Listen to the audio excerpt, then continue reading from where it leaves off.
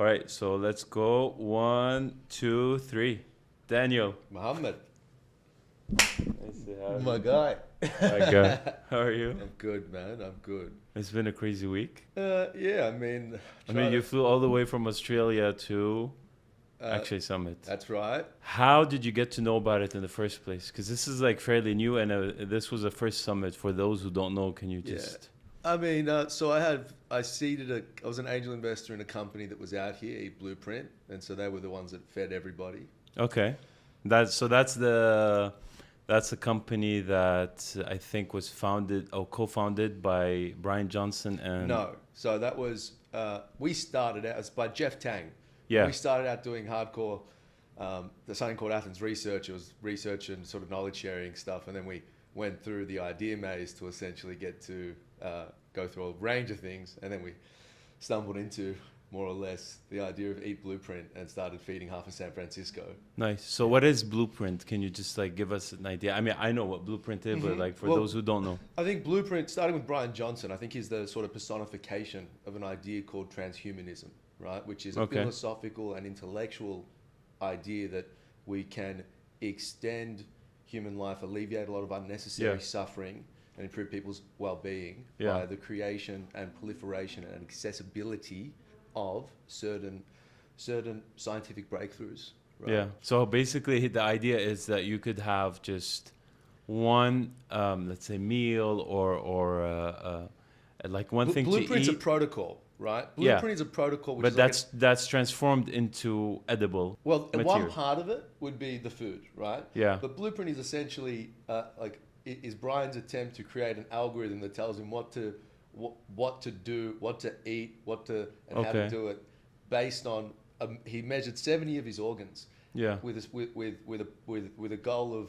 of reversing aging there. Yeah. And so this algorithm basically says, how do we best do that for him? And he is broadcasting the whole thing. Right. Spent millions of dollars on research, not on supplements alone. That's a bit of a obviously fake news. Because you have to know what totally. works, what doesn't work, and all those things. And so Eat Blueprint is essentially just some of the food side of that with some modifications that Jeff has made. So that's how I knew about Akshay Summit initially. I mean, I knew about it, but Jeff was coming out here and I wanted to be here for him, like with that as well. But I, have always been around the space, and I knew, and it was obviously hosted at Nas House by Nasir, and I knew Nasir way back, and I haven't seen him in a long time. I was talking to Balaji, and I was like, oh well, Balaji's going as well. I was like, I may as well just come out and meet you in person too, to talk about some things. And do you think this is something that's really gonna be the new trend in the market, especially in terms of health? I mean, people right now are there's obviously the diseases and all the issues that people are facing in terms of health. They're just looking for alternative ways to live longer, to live better, to eat better. Yep, you just alluded on one thing, right? So there's a distinction to make. So there's the idea of lifespan, which is how long you live, and health span, which is how long you live with a certain quality of life. And I think that there's a lot of people out there. That's a good point. Yeah, and there's a lot of people out there that are proliferating those ideas. You got guys like Andrew Huberman, you've got guys like Peter Attia, and those kind of people, or David Sinclair and Rhonda Patrick, that canvas the whole thing. And Bryan's kind of trying to attempt to put all of that into essentially an algorithm that would tell you what to do at the extreme end. But he's pushing it forward, right? Yeah. In the same way that you extend the Overton window, he's sort of pushing. Right. He's pushing the something forward where he's the extreme outlier. Yeah. But the extremes illuminate what the averages are. And so that average for people is going further and further ahead. Yeah. And I'm involved in a lot of companies I'm really proud of that are doing awesome things in that space, changing the way that chronic care is addressed, obliterating obesity and those kind of things. And so the directional arrow of progress that we're seeing in that is only picking up speed. Yeah. Okay. And so what you're trying to say is basically he didn't really come up with anything new. Well, obviously some parts, but he's just taking previous research, previous work, whether it's by Huberman or Attia. Definitely new stuff. And we are on a different so he's building on not just him, a lot of people in the space, right? Okay. And I'm talking with Russian. But I think he's the most vocal, maybe. He's definitely the one that's earned the most attention, which is good for the space, I guess. Yeah. Right? Because it always starts. at the fringes. Yeah. And then, you know, one thing I'm involved in is an obesity platform, and one thing that we were making basically more accessible and cheaper for people to use was something that was for obesity. So it's called a GLP-1 antagonist, right? So you know these as semaglutide, as Wegovy or Ozempic, right? But that went from a fringe to a niche to a necessity for so many people. And now we are seeing that it helps people basically provide a scaffolding for their instincts outside of weight loss. So they're smoking less. They're spending less time on social media, right? So it's almost a counterpunch to the modern world's sort of flooding of your. But that's the thing. Like, how do you? This kind of stuff is so.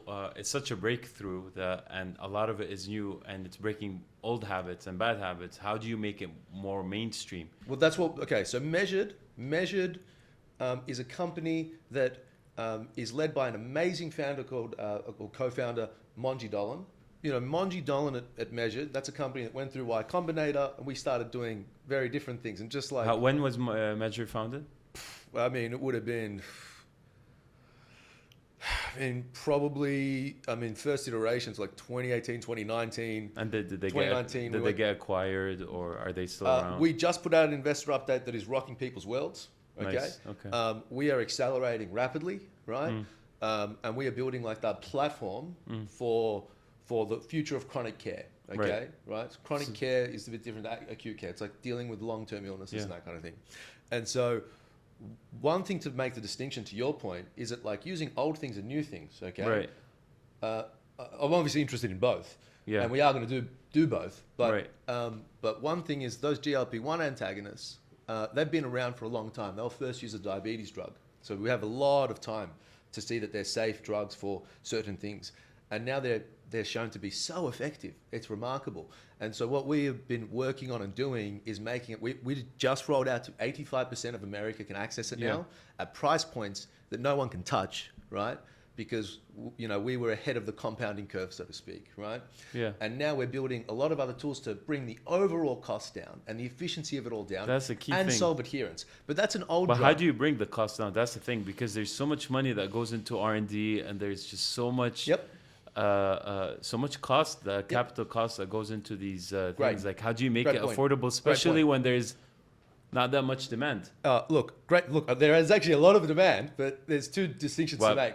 Okay, so like I'm involved in a drug discovery company that is going to be doing really crazy stuff, right? Yeah. But that is the creation of new drugs and new drug delivery mechanisms, right? Okay. And with the existing ones, you're trying to get rid of a lot of tech and process asbestos that exist in them. And so, for instance, with our case at Measured, these drugs were in such demand that the big pharma players that have the patents on this, when there's that much demand, they go on what's called the FDA shortage list. Okay? And that means that you can compound them, like pharmacies can then compound those product. And we sort of saw where the puck was going. Okay? So we went and we spoke to some of the biggest compounding pharmacies, and we were ready to basically have them and secure supply, because you couldn't get this medication to people. Okay. And but can you just what is it? What kind of medication exactly? Like, what does it help with, or what does it? Basically, it'll help alleviate this. There's a lot of people that we've been thinking about obesity wrong for a long time, I think, right? And we're very judgmental, but we don't understand how and why people do this, and some of the psychological impacts and everything else, right? So this is where Measured comes in. Yeah, right. And so Measured's enabling like cognitive behavioral therapy and other things to basically get people into a better place in their lives, right?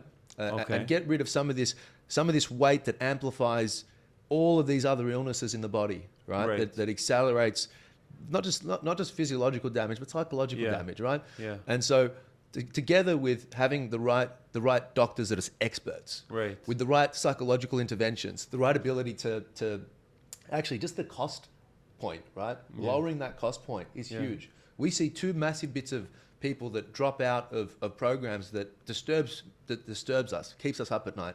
And the two people are basically one group that doesn't have insurance that can't afford it, and the other group that have credit cards that fail that can't get it again. So it's like the people that can't afford it, that often need it the most, are the ones that are left out. So we're going to drive that cost down using technology, right? And by being, we're going to go further and down the cost curve in many ways. But we did that with compounding. So now we're able to deliver. So what were the key things that you do to bring the cost down? Run it way more efficiently.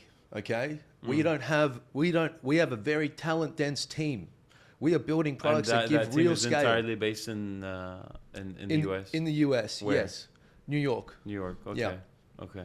So now basically this is the mission of Measured, but what do they have any like future plans or? Yep, of course. Right. We are basically building the platform for the future of telemedicine. Okay. The future of what I'd call alternative medicine. The platform to solve chronic care. So we had a couple of companies here, right? So Mito and Adam's Health. There's so many. And I'm already working with them to say, and I told the head of Dubai Blockchain Center here about how awesome this is. They want to go to America, and even if they want to do it here. So I'll say Mito wants to go to America. So Mito's a virtual longevity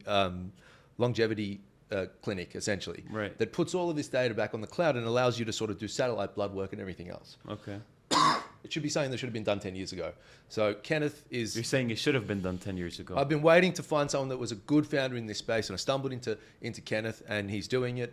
And so very quickly I've been able to he wants to go to America, and we know how to... So it's good to have a network of these things and an ecosystem that supports each other. So Kenneth does satellite blood work and everything else as well. So we'll be able at Measured to use his hopefully use his blood, like his expertise in that and his resources in that, get that leverage there. But he can plug into our platform, right? Where there are complexities that I can't even bore you with. But there's a lot of complexity, state to state, insurers and everything else. So it's basically pretty much like science research on the cloud, more or less. Well, look, that's another piece of it. But I mean, it's basically just you're able to massively bring the costs down at the same time as basically making it basically bringing the future forward, where you can, there's no reason why we can't service all these people that are ignored by the system today. Okay, these people are ignored by the system because they don't have money, right? So the incentive is let's make it so affordable, so simple, so accessible, that we can actually service this Does that market. mean would you have to manufacture abroad, overseas? We will eventually, I can't really talk about too much on that, but we are going to be doing other things globally. Yes. Okay. Yeah, but also, but having the platform there is the more interesting part, because let's say Adam Health, right, which is yet to be seeded, right? It hasn't even, it's a product, he bootstrapped it. He's a PhD, but he's not someone that is super strong in technology. Okay. Now he wants to build that men's health service through a telemedicine lens with his expertise. He has longevity clinics all over the place, but he hasn't taken them. He doesn't understand it. That he doesn't have that skill set to go there. Yeah. And I can say, Munji, I've already said this as well. Like, let's help him. Let's help him. Give him the tech platform with what. So, Measured's a brand that sits on Better Health Labs, right? Our vision for that was being the platform that can empower these kind of people that are trying to alleviate these problems that we see in healthcare in general, right? Across the board. So now Adam Health can sit on top of that and basically have a plug-in solution that says, cool, I know how to, being able to have this base accelerates that 5 years. Yeah. Okay? Especially for someone that has no hardcore programming, technological understanding, and hasn't understand that dynamic in healthcare. Yeah. So apart from the companies that you mentioned, we spoke about Measured, spoke about Adam Health, spoke about Blueprint. Eat Blueprint, which is Jeff Tang, and we spoke about Mito Health. Mito Health. In Singapore. So what other companies, whether it's from the summit or do you feel like in the field now of longevity are really making a breakthrough? One thing I'm very excited about is Gero. Okay. So talking about Russian physicists. They were here. They were here too. Also. Yeah. I ended up having a very long dinner with the co-founders and their family, funnily enough. And we just geeked out for maybe 5 hours talking about a range of things. crossing physics, biology, and everything else. But there were a lot of brains here, a lot of crypto people. I don't even talk to crypto people like that. I've got a lot of friends in crypto, but it doesn't come into this at all, right? But they all longevity people and crypto people are always like in the same basket, more or less. Generally speaking, they're early adopters of things. Right? Yeah. And they believe that there's solutions to things, right? They have the will to solve things, I would say, more than the regular person. And they're early adopters, and they know how to, good entrepreneurs kind of chew risk and spit out opportunity, okay? Yeah. Right? And these guys sort of have that in them. And there's a convergence there because you end up, fueling one another's sort of things, right? So the other big thing that I'm interested in is the way that, governments and collectives can kind of work, whether they're companies or groups of individuals, right? So network states is one word for it. I think of them as almost the evolution of public-private partnerships, right? But that they kind of coincide. But going back to Gero, they're taking a physics approach to biology, and I think physics is almost eating up the other sciences and alleged sciences, right? Because truth is sort of eating the world out of... So physics as opposed to biology, that's interesting. Well, look, physics is the one law that requires no governance. Do you understand? Okay? No one needs to try to enforce the laws of physics, okay? Yeah. So, as opposed to laws that are proposed for certain institutions. Well, any law. Or bias towards a specific cultural things or legal systems, anything, right? Like that you can't drink in Riyadh or something like that. Doesn't matter. Anything kind of requires that. But the point is that physics is physics more than anything is also a way to think about problems. And a lot of the way that the current system works, especially peer-reviewed research, is that you kind of have these bodies of literature. This is where crypto comes in, because then you have your decentralized science where other people are coming together to do research because people can't get published with certain ideas. Okay, so if we look at physics, okay, I'll give you something that'll blow your mind. So if we were to look at if we were going to look at the age of Nobel laureates over time, how old they were. It might have hovered around like 30 or so for a while. And now it's just gone. And now with the prevalence of string theory, it's just gone up and up and up and up and up. So just like you have the US Congress looking like a geriatric ward, right? If you walk through Washington and you just took everyone out of their suits and put them in like scrubs walking around, it would look like a geriatric ward. But of course it would look like a private hospital, right? Yeah.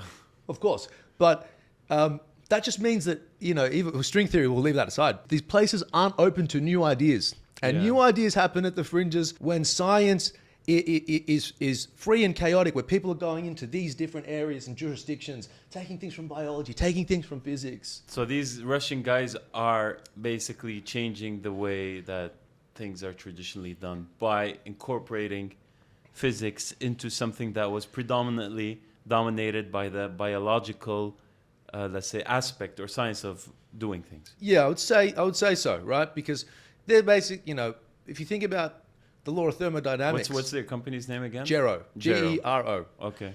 And they've got very good backing with things. They're getting a lot of research out of they're actually Pfizer's actually invested in them. And what's their specialty? Like what are they targeting exactly? Doing new forms of drug discovery to halt aging. Okay. To halt aging. Yeah. So essentially, like the second law of thermodynamics is entropy, right? That any system over time kind of decays. Now, what's happening now in the world of longevity is that you have rejuvenative things, right? Like let's say stem cells or things. So you're trying to reverse aging or but there's no way to almost halt it. Yeah. Okay. Now it's a crazy concept. Okay. So is this where they come in? This is what they are working on. And there are some very crazy things that will come out soon. Do they have like a major breakthrough or not yet? Or they can't talk about it just yet. In the works. Okay. Yeah. Okay. We're about to do something very big. Very big. And every now and again you come across some people that want to turn sci-fi into sci-fact. Yeah. And the gap between sci-fi and sci-reality is shrinking and shrinking and shrinking. Obviously. It's getting shorter and shorter. What did Balaji said? We science advances one funeral at a time. Whoa, yeah. Science advances one funeral at a time. I mean, it's true. Yeah. Well, we're trying to solve that one. Yeah, that's great. All right, so I want also to talk a little bit more about you. So you've had an interesting career. Yeah. Started off at IBM, Deutsche Bank, yeah, Goldman. Monash University, Yeah. Goldman Sachs. You've had an interesting career. That was where I started. You've been around. Yeah. Obviously, that's where you started. Now you're at a different place. But like, I mean, now I think you're more focused on advisory strategy. I don't do it. I only advise founders I've invested in. I don't, I've got, I could have gone in and, look, like, frankly, like running an investment bank is very hard, but, that kind of stuff I could have done many years ago and been a very senior guy in that very quickly. You just heard me on the phone to CEO of a big investment bank in the car here, right? Yeah. Who's one of the best advisors in the world. But he's someone who is a mentor in a way, but I'd never work in that field, just, because I don't think it's where you can achieve real progress for what it's not my highest calling. Yeah. Okay. And so I purely just want to be financing the future that I want to see. Yeah. And one company that came into my mind is, I think you've also had some involvement in, and you were a seed investor, Payapps. So I was at Deutsche Bank, and I was, the kind of guy that everyone would just bring their deals to, that they were looking at investing in tech and media and whatever, and I'd say if it was good or bad or whatever. Yeah. And this guy Jeff Tang, who was the vice chair at the time, he was working on a business. He basically was this genius that built structured products as a kid at like Deutsche Bank many years ago, and it was very entrepreneurial. And he dropped this on my desk, and I finished my work at maybe 2, 3 in the morning. Maybe later. And then I started reading this thing, what he was working on, and I basically stayed up all night, and I went and took a cold plunge to wake myself up before it was fashionable like 15 years ago. And then I came back to my desk, had to buy a new shirt because my cortisol must have been so jacked that I've just put on so much weight. So I bought a new shirt, came in, and I shared with him my thoughts, and I shared a plea to invest with him. And so we ended up moving Payapps. When was this? This would have been 2013 maybe, I think it might have been. So what is Payapps exactly? So Payapps, for those who don't know. Payapps was a construction payments and construction software and financing platform. Okay, so you understand building, you're a general contractor, you have 50 different subcontractors. Yes. Okay, more. Exactly, right? A lot more. Right, and then you have a developer on top, but we won't go there. So then you have all these different groups of people doing different things, and they all send you at the end of the month. What happens is they send you a bill for what they've done. Right now, one sends it to you in Excel, one sends it in an email, one sends it on paper. One tries to call. I mean, in construction, there's no particular language or particular. We built the language for it. Yeah. Okay. So that could come in, and it would be a centralized point, all in one location that covered everything. Not just what was there, the variations, the terms, the insurance, all in one spot. So instead of having all these disputes and make companies go bankrupt out of pure just disorganization and chaos that's unnecessary, it would all brought it into that. And so I eventually left Deutsche Bank like 2 months before I was meant to get a bonus, and I was like, I was the head of my bonus pool, so to speak, right? And people thought I was crazy, right? Yeah. Turns out, a lot of those guys that were senior at Deutsche Bank ended up investing in Payapps because they saw the conviction, I guess. And I took that to the US, we scaled that up, and we just sold it to Autodesk this year. How much you sell it for?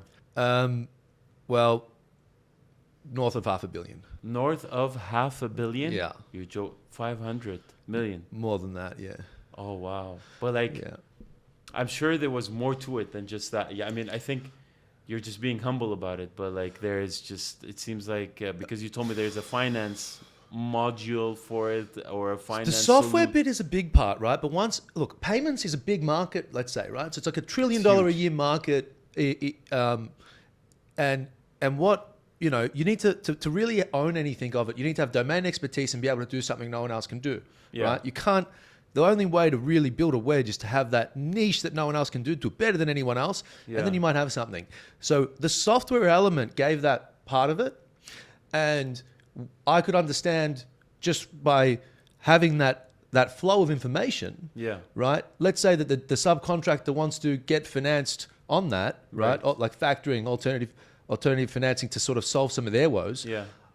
I could be in that position to do that and enable the general contractor to offer it as a benefit. So if you wanted to offer it as a benefit, you could offer it to your subcontractors that you prefer. The financial institutions or the banks would have to be on board with you for that. No, we could finance it with, well, I partnered up early days in America with some friends of mine that had a different financing business, and there was a time where I couldn't really do it because we had Greensill in there just being absolutely reckless, which then collapsed. One of these frauds that went around Davos courting politicians and heads of state and CEOs, and basically got seen to be a fraud.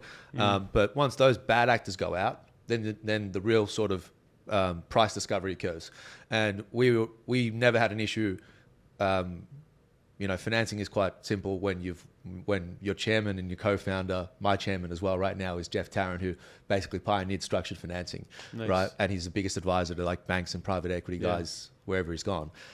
So we had no issue doing that bit. So then you basically would go and get the financing from like a Goldman or a Credit Suisse because, you're actually in a position to give real data-driven. Exactly. Everything's organized. It's a real time. You can price the risk. On the you can price the risk. Yeah. And obviously it's automated and everything is up to date. Yeah. Wow, that's great.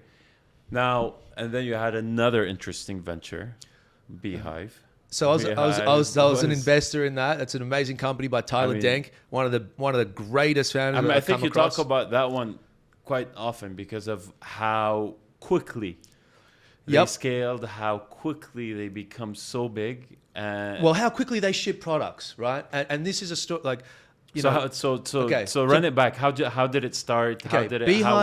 Beehiiv was started by Tyler Denk, who was one of the key guys that really drove the scale of one of the fastest growing media companies, I'd say back then, in Morning Brew, which is a newsletter. And he built the whole system and platform for it. Yeah. And he had this idea where he thought there's a lot of people that are like knowledge creators and niche creators that need to find that if they found that audience in their community, they could, that's a better like system, right? Yeah. And people can find them. And so he was working on that, and he's a very, very close friend of mine. I can't sing his praises high enough. And he wanted to do this, and we spoke about it, and I was just like let's push this forward to however I could help. So I tried to get him the right investors, and so we went through and did that. And I think like in that first investor update, he gives that really kind shout out saying thanks to Daniel Addy for this kind of thing. But the reality is, he is such an amazing leader, Tyler, that I can't help myself but want to get behind him. Yeah. And he has led a team that has shipped products to meet needs, knowing his customers better than they know their future needs. And this was back in what year? This would have been just after COVID. It would have been 2021. So look, the first investor out there would have gone out September 2021, and we're already at 10 mil ARR. We're going to be at 20 by the end of the year. That's pretty good. It's one of the fastest growing media companies or companies I've seen that, in my time. And basically a lot of people like to use it because it's very much a niche sort of. It's actually, anybody can find a use for beehiiv, right? If you want to just build a website beautifully, you can do that. But it just services everything in a way that the market just couldn't. Yeah. And doesn't. And so it's a beautiful way to do anything. You want to email investor updates, you use beehiiv. You want to push out videos in an email format, you do that. But no one could do anything email related. There is a company that exists that can do it better than beehiiv today, let alone tomorrow, let alone next year. And so you're on that platform now. It's almost like being on podcasts early where you've got that tidal wave of growth behind you. Yeah. Okay. Yeah. And it's the most affordable. We just checked, like Tyler's just gone, or the company's What's the price point? Well, look, let's just say it depends on what your tiering is. There's a free service, then there's some that's like $45 US, then there's like some that's $99 for everything. So it's affordable, basically. Yeah, so that's like the SaaS component. And then the other bit is, if you have the audience, you own the audience. You get to, if you're on TikTok or whatever, you can get shut down real quick. On email, you own that bit. Sometimes, I mean, there was a Turkish guy recently that lost his YouTube channel and it had 7-8 million followers. Completely gone. With beehiiv, Zero. You're never going to lose that. You'll always have those emails. And here's the other bit. You can talk to different parts of your audience and segment them based on what they're interested in. They can engage with your posts in email, but that's right? Instead of you having to look at try to figure out who liked what on, you have 10,000 likes or whatever. Yeah. You'll know what people are interested in, and you can segment, you can A/B test headlines, you can do different things. It is I'm just going to say, for anybody that is interested in building any audience, no matter what you do, if you're a creator or you're an enterprise and you're not looking at beehiiv, it is an IQ test. It is an IQ test, period. Just go do it. Otherwise, you're probably going to hate yourself in a little while when everyone else is beating you on it. Well, okay. All right. So basically, you expect this company to really just... I have no doubt. Yeah. I have zero doubt. Clearly, the energy... I never had doubt. Okay. That's good. That's good. I mean, I'll tell you for sure, like, this is something at work that even for us, we find it a bit challenging to sort of channel your energy or your focus or your strategies towards the niche that you want. And I think beehiiv is a good solution for that. Definitely. It's really there's no other game in town, honestly. Yeah, that's good.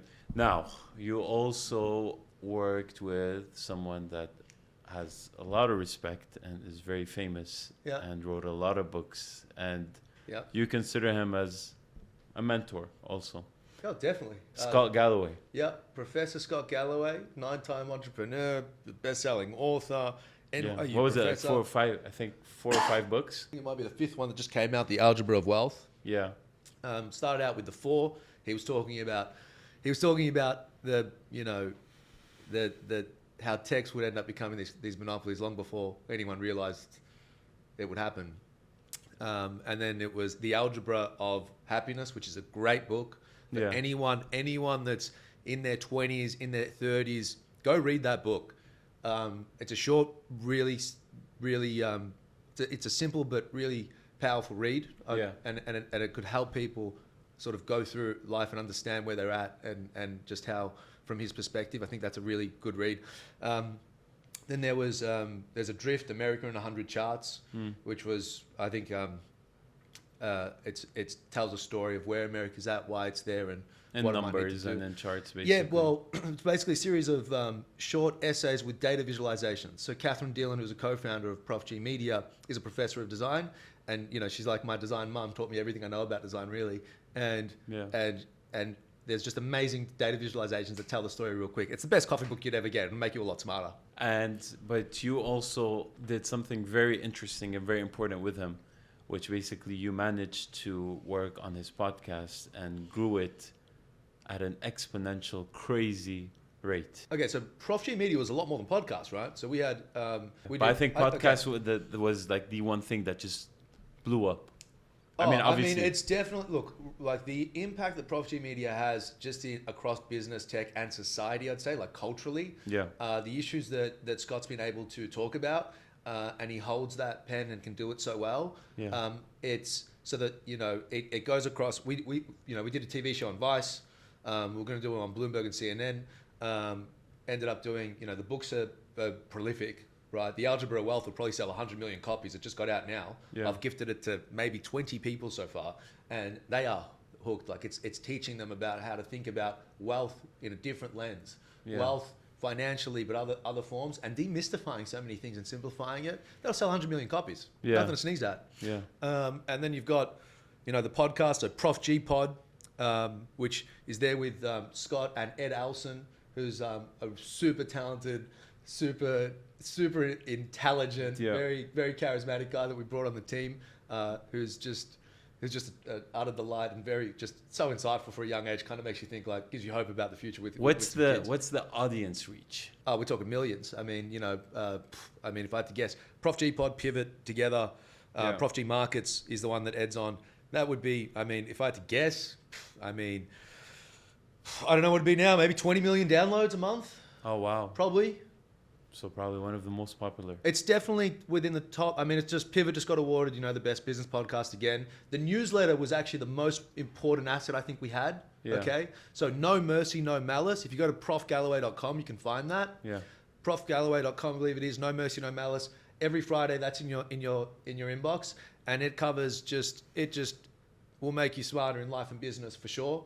And it was so influential that we one time we one time I sort of came across what I thought was a scam that was about to IPO.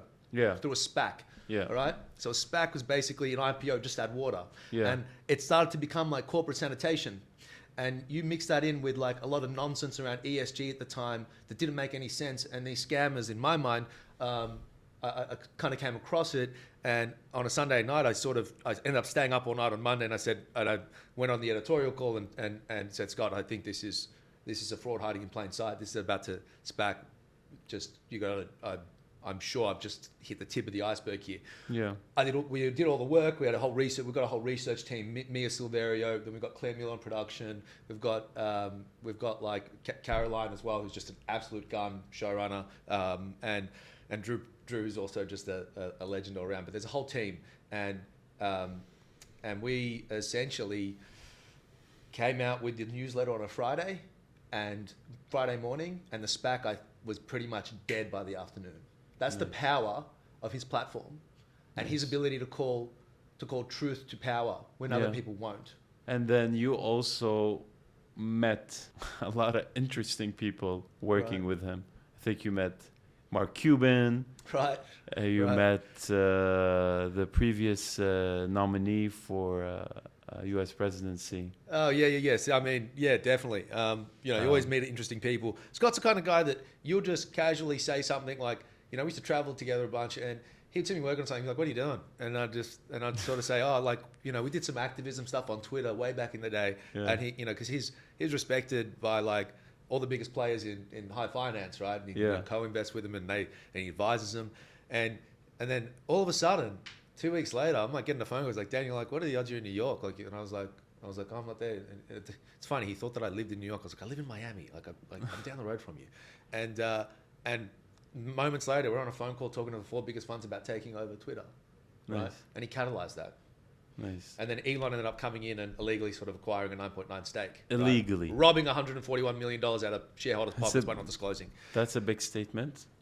Well, that's what happened. Okay. You seem a bit confident about that, but yeah. I love Elon. I'm not one of those guys that hates I'm being Elon. the devil's advocate because, other... people that are gonna like disagree with you will be like, no, were you saying like what? I mean about like him. You have to disclose a shareholding. If you don't, you are taking advantage of shareholders that are in market that are not as informed as they should be by the law. Yeah. There's no end of story. Yeah. That's it. That's your answer. So all the people that would doubt what you said. I mean, I'd have to go back and look at the facts. I can't remember it as much, but to the best of my knowledge, that's what had happened. Yes. Cool. All right. So Daniel, right now. Yep. So where is your focus? How are you channeling your energy? Which companies do you feel like you want to really invest your time? Mm-hmm. And because I mean, you're what? You're like a master strategist. Don't know about that. That's generous. I mean, it is. We've spent enough time together for me to know this about you. But like, really, I think that's what you. I mean, correct me if I'm wrong. I mean, do you feel like strategy is really where you outshine everyone? Look, I think like maybe, but I think there's an ability to sort of look at like where these directional arrows of progress are going in different areas of interest and be able to be an accelerant to them, however that is. Yeah. And so, the areas of interest for me, like let's say transhumanism, I believe that like that's massive. The way that knowledge is created, shared, disseminated, whether that's in media or in scientific literature, and how that gets disseminated. The idea of, let's say, network states. I also interested in the advancement around things in space, of course. Yeah. Essentially, like, I just think of it as almost this, it's like, it's been the directional arrow of progress since like the Renaissance, right? You had like, back then you had like the feudalism, right? Where you had this serf working for a lord, and then it became the nation state. So the successor to a nation state, what does that look like, right? Because if we look at the UN today, the UN has the arrogance to ignore 1/5 of humanity that is called India and not have them on Security Council. In 100 years, that UN, I can't imagine that existing as it does if it continues that behavior, right? So I think there's going to be a lot of changes we're going to see, and it's going to start in a slow way. Yeah. And Balaji is really ahead of the curve there, and and you've got Bryan and him, and doing the Don't Die network, which I'll likely join. Yeah. So you feel like these guys are really fighting the fight on behalf of. Well, let's not. I don't want to talk about their interests because that's not or what they're doing and why they're doing it. But I'm glad that they are doing what they're doing. Yeah. But as far as interests go for me, transhumanism, the idea of network states or public-private partnerships. How can governments do this? Because I look at it, as a way for almost modern philanthropy in a way, like where you can start doing economic activity in places that can free charity from the idea of charity, right? And public-private partnerships where the nature of companies has changed, and it's just basically a series of collected. Capital can be mobile, but human capital is more mobile than it's ever been as well. And so you bring that together. And how can governments that have certain needs, how can we play a role to connect those parties, right? Yeah. And facilitate those, right? And basically, it's an evolution of free trade, right? And then to go back to the Renaissance acceleration idea or that arrow of progress, you had Galileo with his challenging Earth centricity. Right, just that we're still in a culture of narcissism, but at least back then we've sort of made a lot of advances to say we're not the center of the universe, right? And now we're the sort of space is final frontier. We've also seen we've gone from religious reform to scientific reform, and now there's an evolution there in the same way that So how do we, like one of the companies I'm dealing with can't get a paper published by they've been published by amazing journals, so some of the top ones, but they have to just send it out themselves because they want to timestamp it, and 5 years later, the guys that are ahead of the curve are then looking at it going, we should have published that. Why wasn't it published in the beginning? Well, I think that you end up having these roles in academia where the incentives are broken, right? And you end up having especially you've got universities that are essentially hedge funds masquerading as educators, right? They have massive endowments, massive grants, and someone has to keep up this thing where for all these years it keeps talking about string theory or whatever it might be, and it's like, what's going on in this structure? Why is it? Are you just prolonging something? You basically, there's no creative destruction anymore, and all the sciences are kind of broken into their silos, and science should be freed, right? Yeah. Should be able to see what interests are there and find different ways that they can come together, especially where we're in this era of so many layers of progress, and it's being ignored. So the incentive structures, I think, are broken. Okay. So you've got people that want to do citations, and you've got embedded growth obligations within these universities, right? So every professor might need 5 different PhDs under them, and then they just and then there's a tenureship, and you've kind of got to keep this sort of scheme going in a way. What was the last of when we were at the summit? What did they say? That there's more time spent getting funding for papers and research, especially in the medical field, than the actual time it takes to do the whole study. It's just there's just so much. Look, we're in the middle of a licensing deal that's going to be about $60 million that comes in from basically being able to be outside of the system. Outside of the system, yep. Well, and then just operate with some backing from that system. But they just, it's a classic innovator's dilemma, right?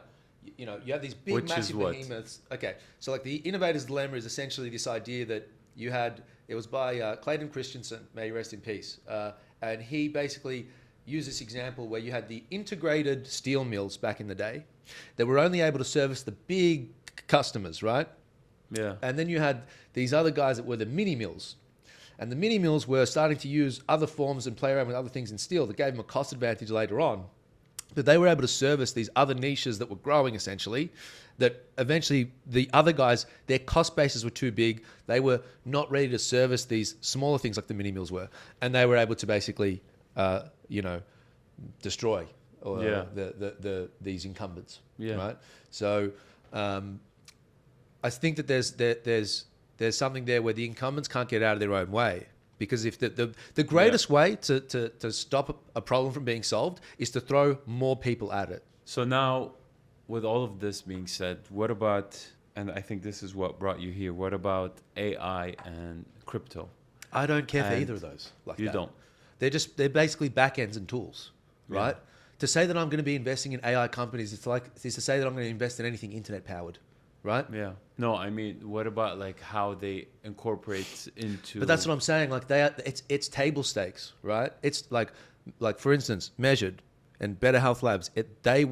We have already been using that to basically enable things that we can service someone instead of taking it in 3 months. We can now service you in 3 hours, way better than we could have otherwise through AI. Okay, with things like medical co-pilots, and the other bit we can do is solve adherence. But I'm just saying that's table stakes, right? For people that are like, I'm investing in AI. It's like, no, I'm investing in people and companies that are trying to solve those problems.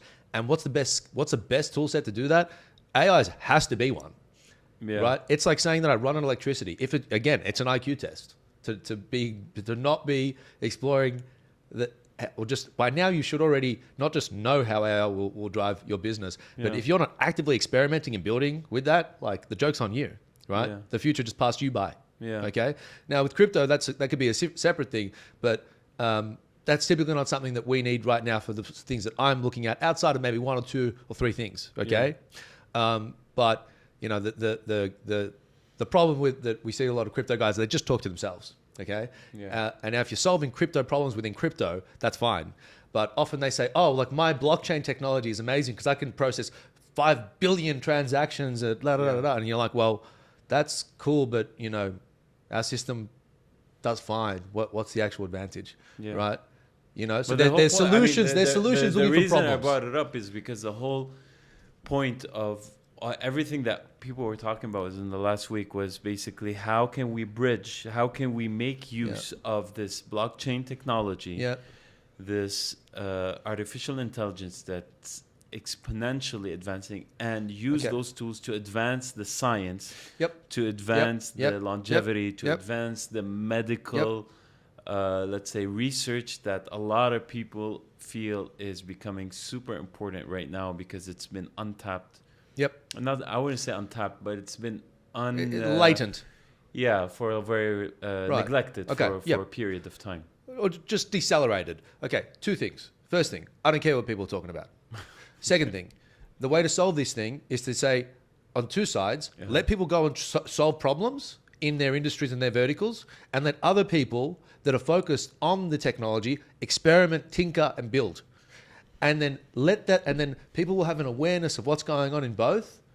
But you need people that actually focus on the problems, and people focus on the technology that could empower them, right? Yeah. So, ChatGPT went up to it was the fastest adoption of consumer technology we've ever seen in our lives. Yeah. Once something comes up that is a breakthrough, it comes out and people start to tinker with it. But you got to be working on the problems here. You can't be like, building an AI thinking, how are we going to apply this to, like people that are doing that, they're like trying to basically do things where they're trying to get rid of call centers so they can call 10 million people in a day and sell them stuff. That's not interesting to me. But people that are trying to solve real problems, you have domain expertise, you'll be able to use AI to tap that in. And how I see it going, just like payments, you needed to carve up $1 trillion industry. You want to have like a $500 million niche in that. You need to have domain expertise. That's how I think that AI will go, right? It's not the guy that came up with electricity that was rich. He kind of died a psycho, right? But it was like Westinghouse that made a refrigerator out of it, right? Yeah. Or it was Coca-Cola that refrigerated drinks all around the world, right? So it's people that were actually going to be building on top of those things that are interesting, okay? And if you had to really break it down to a few companies that you think have crazy potential and that people should follow. If you had to name, I'm going to ask you about companies and people, but let's start with companies first. Okay. Who would you say 5 that are really just going to blow up that people may not know about already? Cool. All right. So because I'm sure you're like the most informed person I know. That's very generous. Maybe you need to get out more, man. But I think the companies that I think that are going to be household names are going to be, beehiiv is going to be one. Okay. Right. If it already isn't, it's just going to continue becoming one. Measured and Better Health Labs, another one. And then one that we haven't spoken about is Atelier. All right. Or Atelier, right? Yeah. Depending on where you want to pronounce it from. Now, that is something where we're basically bringing manufacturing into the cloud. And in the future, we're going to use generative design, which is a term that people are going to get very familiar with in the next 5 years. But we're basically decoupling supply chain so that you can produce any product anywhere well, you can decide if you want to build it out of Vietnam, Japan, whoever, like, and we could take, and this is a company that we just invested in, and I'm very excited about it. I think it's going to be a $10 billion company. Okay. And it is, let's just say that name a big sort of consumer company. Nike. Okay. Let's say that you're Nike and all of a sudden Nike want to do like a men's skincare product, or Unilever want to make a new toothpaste because they have some science that says that they want to use X, right? Yeah. Or they want to use new packaging. Normally it takes about 36 months for those products to get done, right? We can do it in 6 weeks. That's insane. Yeah. So we are growing like a weed. We're just getting started. And how much investment what were the funds that these guys raised so far? Well, so far I think our check is the biggest. And I can't disclose that just yet. Well, what's the valuation at right now? I can't disclose that yet. Okay, let's just say, all right, let's just say it's sub 100 million. Okay? All right. Because I think it's going to be at well above that, but it's not my place to disclose those kind of things. Yeah. Yeah. All right. But it's basically still just seed extension, right? It's like, and when we go out for a big Series A, I think it'll be well north of where it's at now, because we're accelerating far quicker than I think even the founder thought was possible. All right. Number 4. Okay, well, I think you have to be very careful who you recommend. That people are watching this and be like, I know, but look, I think there's an interesting company that will be formed called Gero, like that's out Gero. there. Yeah, Gerro. Yeah, that could be interesting. I think, but this is really moonshot thinking. This is like, could it be Genentech or not, right? But why? What's Gero? What is it? I don't. So they're doing drug discovery to basically. But you're biased towards a lot of the. I'm not gonna say biased, but like you really prefer medicine. No, not necessarily. Like I'd still think the network or drugs in general. I mean, there's like generative design is one that I'm very big on, but there's not many things that are happening there. Yeah. But Atelier will go into that. Yeah. Because they're aggregating that front part. And Gero is doing what? Gero is doing drug discovery, but that's very much cutting edge, like on the fringe, crazy research. I think Medo Health will be a big one for being a virtual longevity clinic as well. That's just getting started. It's just getting seeded, but they've got very good traction out of Singapore. Look, there's lots. I think Smooth Media is going to be like the next endeavor kind of media group where they're proliferating knowledge creators, and that's run by Jenny Rothenberg and Josh Kaplan and Kinsey Grant. They came out of Morning Brew. I think. Would you pick any of those companies as number 5, or would you? Because now we said 4. Now we're at 4 companies. Yeah. So you have space for one more. Look, these are just ones that are just that come to mind. Or would you group them all in one? Okay, what I think is going to be a huge company. Like huge. Okay, a huge company. Okay. Yeah, like right. Crazy. The best founder I've ever come across in my time is a guy called Douglas Scott, who's a very dear friend of mine, who is the reason why I've almost gone down the path that I've got. He's the guy that brought me into Deutsche Bank, guy that got me to see that I should go to America, got me to see all these other things. He's building one of the most important fintechs that exists today. It's called Ethic, and it'll enable individuals to decide how they want to invest, their version of what they think it matches their values and ethics. And look at that. See, it's so moving. I'm going to ask you the question again because we had to do a little bit of maintenance. Yep. So if you had to name one company that was really going to blow up. Yep. Okay. From your exposure so far. Okay. I would say that the best founder I've ever come across is one of my good friends, Douglas Scott. And he's building one of the most important fintechs, I think, that's out there that's called Ethic. And it enables you to decide what and how you want to invest in a very efficient way. How? Right? So like, you can give me an personalize example. your investing standards to say, you define what your ethics are, and you can invest that way. And so they will work with. So they've got $5 billion under management. They just doubled that in the past year. They will be they're gonna, I think, dismantle a lot of the problems people have with the big passive investment managers that exist today. Yeah. I think they will command a remarkable share of things, and we're going to do some crazy things. Please don't tell me now you can't also disclose numbers. You know I love numbers. $500 million under management, doubling every year, I think is enough to get you to think that this is already a multi-billion dollar. I thought it was going to be a $10 billion company 5 years ago. Yeah. And they haven't IPO'd yet. Look, you know, there's a benefit to being under the radar with some things. You know, just be effective. You don't need to tout, right? Trust me. You know, yeah. Yes. But you know, if I had to yes. take a guess, I'd say this company's worth $1 billion right now, and I could see it being worth a lot more than that. And between Doug Scott, Johnny Mayer, who's like every I'd say that Doug taught me something where he said, you know, the best sort of companies always have like the hacker, the hustler, the hipster, right? Well, I definitely know which one you are, for sure. But like, no, all jokes aside, but like, yeah, so, and he said that why? Okay, so the idea that every good company has a hacker, the hustler, the hipster, it's like the hipster is kind of the designer that can figure out the things and be like the Johnny Ive, what he was to Apple products, let's say, yeah. right? The hustler is a guy that like is someone who can, you know, kick down doors and open doors no one can see and connect, you know, some of those things and really drive adoption, sales, etc.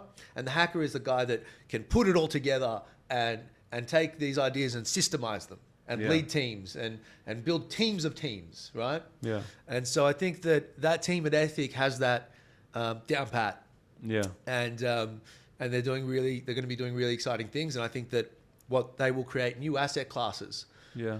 And this is something that I think soon we'll be able to talk about. But you know, it's the idea that you can, you know, people like to pay lip service to, yeah. we're doing all these things in climate, but they're not doing anything, right? Yeah. So, and there's a lot of hubris and arrogance in that. And they're not really effective. Now, I think that Ethic has a chance to really work to basically do something creative that wins for every party. It'll marry the interests on whether you're an oil magnate or you're someone that, you know, wants to make sure that forests stay intact like we all do. And we'll find a way to create the incentive structure to really enable that. Yeah. Okay. So from every single company that we spoke about so far, yep. which ones did you invest in? So Attia, we're looking to do sizable amount of money into that and continue to do a lot into that. Yeah. So you invested in Atelier. Yep. So, you know what I'm going to ask next. What are you going to ask? How much did you invest in Atelier? Well, you know, right now doing up to 2 million is what we're there for. And if there's some rules and complexities around those things as well. Yeah. But that's, you know, at least that, and I'm looking forward to funding it far further into the future. Cool. And then the other ones I was invested in, you know, beehiiv, Measured, Better Health Labs. I think most of them. Ethic, I'm not invested in. Yeah, but I mean, they all sound like great companies. Well, Ethic I couldn't invest in because Doug didn't want friends back in that round, and people were stupid to turn him down at a $10 million valuation way back when because they're terrible investors that don't see where the future could be going and don't back good people, which is what I'm trying to fix. Yeah. So a little bit more about yourself on a personal basis. If you had to like look back and sort of do things differently, would you have done things differently, or are you just happy with the way things turned out for you, or your investments, or your advisory, or whatever it is that you got on board with? Look, there's probably some things that, in hindsight, you know, I'd be ignorant to say I wouldn't have changed things with the knowledge I have now. I would have probably made a lot of other changes. But the reality is, you know, you almost have to go through these things to learn them, to internalize them, and to do them, right? I'd have Scott that would say things to me. He's like, you're not going to get it until X happens. And sure enough, X happens. Yeah. And I learn it and I internalize it, right? And so I try to get better about those things and incorporate them. But would I go back and I wouldn't really change anything, but I would have made smaller decisions differently, you know, instead of, you know, I would have tried to have borrowed, begged, shot and steal to have put $1 million into beehiiv seed round out of the 1.5 that was done roughly, right? So like, in hindsight, everything looks different. Yeah. But you know, I was you know, at the moment you don't know, and yeah, but you just try to keep good people around you. Have a kitchen cabinet of people around that you can go to for different things to make sure that you want good people around you all the time, and you want that's to the be able key to thing. take good Like feedback. if you, it's just impossible nowadays, especially nowadays, a lot more than before, to really make it without Totally, at man. least a few Yep. solid. Yep. This is what we're trying to fix as well, because the connection between the past and posterity, right? The past and like the future, right? The wisdom of the olds and like the youngs that sort of need it and their ideas as well. There's no connectivity there. So I sit on the Foundation Council for the State Library of Victoria, which is one of actually we didn't talk about that. Which well, is, you know, and it was I got put on there by my first boss, who's now the CEO at City over in Oz and New Zealand, I think. One of the best M&A advisors around, and you know, talks to BHP and God knows who about, you know, like $100 billion transactions, right? Yeah. So what do you do at the library? Well, we essentially have to like come together to execute some of the strategy and figure out how to provide more services and enable more people to come into this knowledge center to enrich themselves, to find ladders of upward mobility. Okay. Now, a lot of what I'll be focusing on is streamlining a lot of their process and things like that. But that's one of the third busiest library in the world, one of the oldest public libraries in the world. You know, there's maybe 3 million people almost that come in there every year, right? Wow. Yeah, it's an architectural marvel, and it's one of the last few third places in Australia, I'd say, and it's probably why it's why I spent a lot more time back in Australia now. I'm going back there on Monday just to meet with the CEO. You also said I'm literally just going back. I'm leaving Dubai only to go meet with the CEO on Monday. That's it. Otherwise, I'd be off to America or somewhere else. But that's how important it is to me. Or you'll be chilling with me. Definitely want to be chilling with you, mate. I've been up since, you know, you would have seen me up till 2 a.m, and I was up at 4:30 back at it again. My version of chilling is very different. Do you ever sleep? I try to often, but I need to do it. I mean, what's the longest sleep you've ever had? Oh, I mean, I would have slept, 12 hours or something. Hard to but I'm saying, but there are some times where I was being told by a bunch of friends, get some rest, and it was actually around working on something with Measured and some other companies, and I actually ended up calling Scott because I was like, it's just people telling me go rest or whatever, but he understands it. Like, I've just got to go and explore things because he's used to getting that email at 3 a.m, being like, hey, I just found that thing. This is crazy. This is how this works. You get your light bulb moments at night. But you just don't know what you don't know. And if you go out there and you're saying it will, like, I'm going to find something. Yeah. Oh, you will. And with Measured, we found a crazy, crazy, crazy unlock that we wouldn't have otherwise done. And that's what I have to do to be the guy that I need to be for people that are really working their asses off, trying to make things better. Like, I love doing that. And plus, I mean, accompanied with the fact that you don't sleep, so it makes them... Look, I'm betting. It makes working with you very easy because then you're accessible all the time, 24 hours. Look, I'm not that accessible like that. I definitely have to partition it out. But I'm there when people need me. Like when they really, really need me. When I've joked about this, but it's not when the baby's keeping me up at night. I don't care. But it's like when the ceiling, like the fan, has fallen out the ceiling. The kids you got like your dog shitting out of a prolapsed anus, and you've got the ghost of Jeffrey Epstein standing at your door with a gag ball on. That's when I want to then give me a call when things are really, really screwed. I want to hear from you, right? Is this podcast censored or probably? But it's my podcast. Yeah, so I don't care. Just like Jim Collins, you kind of got to test the waters. Yeah. Sometimes you got to just remind yourself that you can do those things, I guess. But I do struggle because. There's always an idea that it's out there. There's always knowledge you can do, and there's never enough time to read everything and do everything. So do you like figure out problems in your sleep? I will wake up in the middle of the night, and then I'll end up I try sometimes to have nights where I just will write it down. But so you wake up, write something down. Look, man, I'll tell you what. So I had a board meeting with at the state library, and then I went home, and then I just had all these ideas about the connected some dots and how I could do some things, and then I just ended up emailing one of the other board members from my desk at like sunrise, right? And then I just kept on going with it. But that's not sustainable, right? And I this is definitely the point where I'm. I mean, it's entertaining. At first, I was having a hard time keeping up with you, but now, like, I feel like I'm on par. Like now, Good, like after a few days, Yeah. like I think I got the hang of it. Yeah. Well, I mean, Well, at first, your accent though was killing me. definitely. But people, you have the most Australian accent I've ever heard. But you're actually originally from. I'm Syrian Egyptian. Yeah. Well, Yeah. go figure. Yeah. No Masri, no Suri. Yeah. Yeah. And how's your Arabic? Shway shway. Shway. That's shway. So if I talk about you, like, you would understand. I would understand everything you're saying. I just want to be able to hit you back. But my brother's perfectly fluent in every Arabic dialect. Yeah. But I, Not you. I hear away from it as a child in a way, you know. Yeah. And it's terrible because there's a texture and richness to the culture that you only appreciate later in life that you can take obviously. pride in, right? Obviously. But we're not able to do that because typically we're represented in such a way that isn't favourable. And it's always cast in quite a negative light for the most part, with no recognition of the tremendous sort of bare bones of civilization that existed. You could argue that civilization was born in at the marshes of the Tigris River in Mesopotamia, right? Yeah. And we've forgotten that. And I just think there's a richness and a texture and a beauty and a kindness and a generosity to that culture that I'm incredibly proud of. But in your younger days, it's quite funny. I feel like you all the things you run from as a child, you end up running towards later in life. Yeah. Right. So I do intend to spend more time in the Middle East and I do work with a lot of refugees and stuff like that too. I try to do as much as that. I've always tried to do that, but the language side's definitely lagging.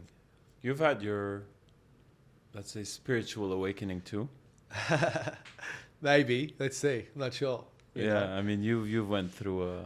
Well, look, I came up in a Christian world that I disagreed with. I had issues with a lot of the religions, and like my granddad fled genocide from the Ottoman Empire, and I always thought that scripture might not have been the bad thing, but our interpretation of scripture is the toxic component. And at any different point in time, you could say that there was one religion that was completely vicious, right? Like you had the Rohingya crisis where you had Buddhists that were somehow the ones that were the violent ones, but really if you took the scripture to its absolute extremes, you would have thought that they shouldn't be, that you wouldn't be able to even hurt an ant, right? But it was interpretation of scripture that was awful. But we see Muslims being persecuted in places like India and places like China, and then elsewhere you've got Christians being persecuted, and it just and you see these interpretations, you always have an issue with it. And I did find a sort of intellectual honesty in atheism in that way. And at that time. Yeah. Look, I would say that I'm certainly agnostic. The thing is, there are certain things where I just, I just feel incredibly fortunate in such a way with so many things. Like, I will literally be thinking about generative design. Yeah. And somehow I'll stumble into a founder that's working on that completely randomly.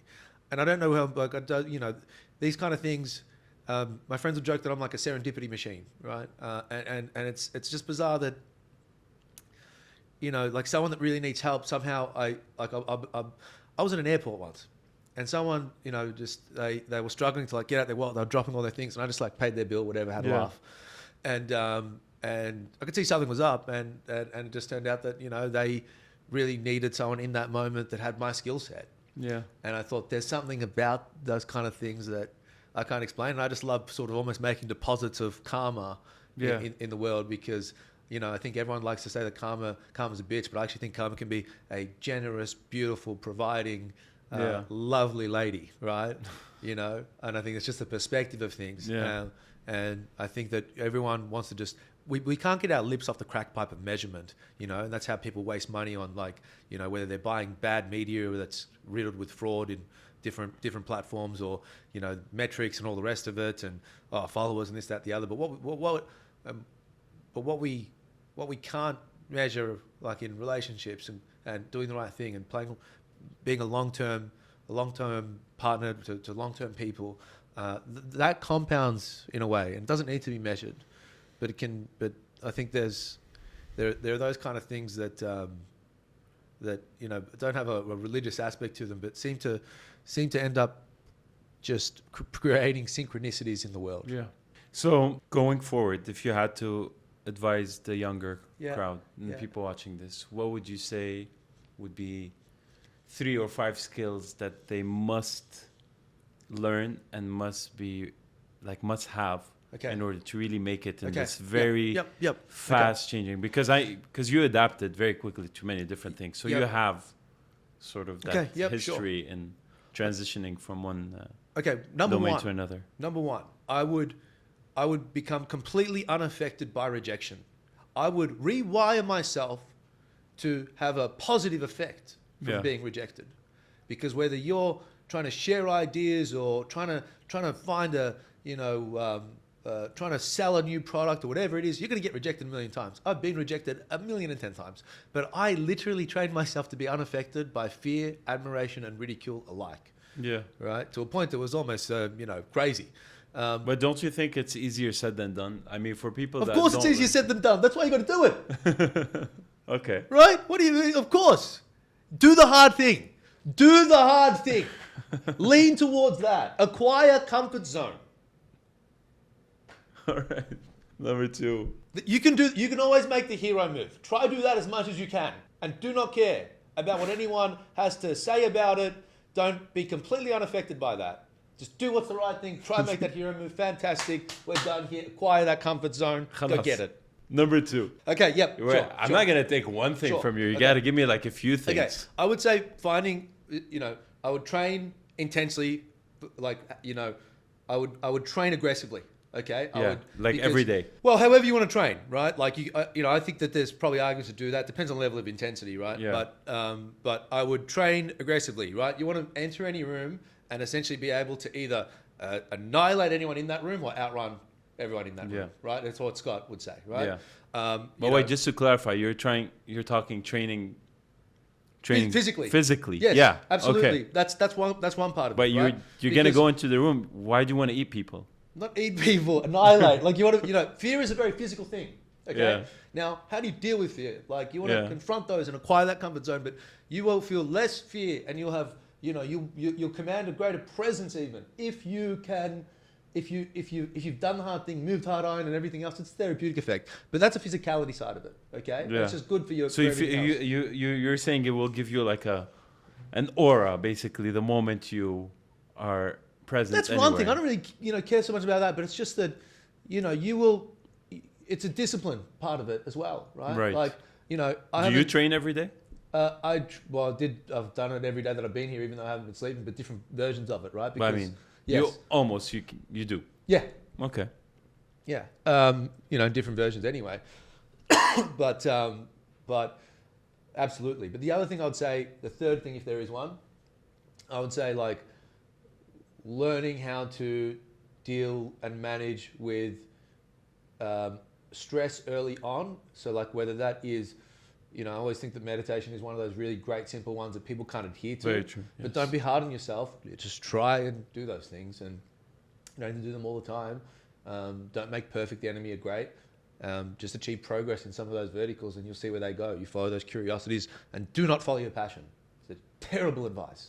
Do not follow your passion. That's literally what everyone advises. Yeah, because everyone's a f***ing asshole.